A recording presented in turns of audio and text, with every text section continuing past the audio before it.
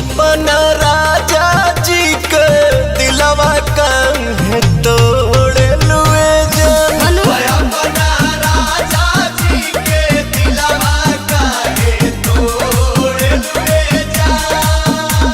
तो कामुरी पड़ी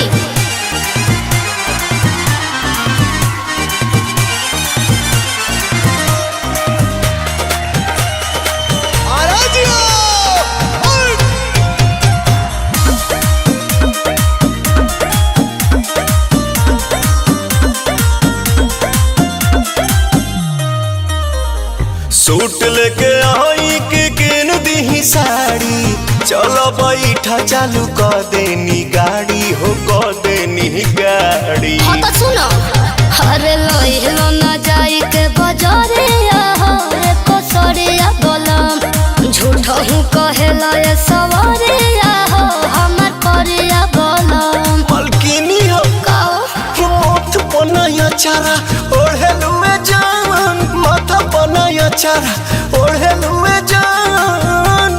तो अपना राजा जी के दिलवा काहे तोड़े लुए जान। अपना राजा जी के दिलवा काहे तोड़े लुए जान।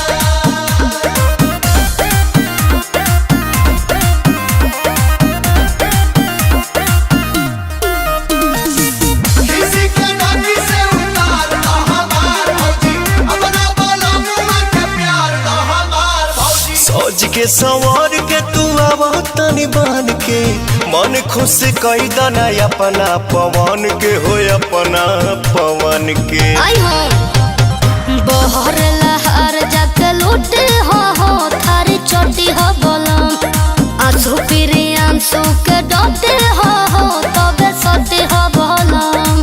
अच्छा तो का तो बेरी बेरी मुहावा मोड़े लुए जान, बेरी बेरी मुहावा मोड़े लुए जान। गाड़ी उतारी कि अपना राजा जी के दिलवा काहे तोड़े लुए जान।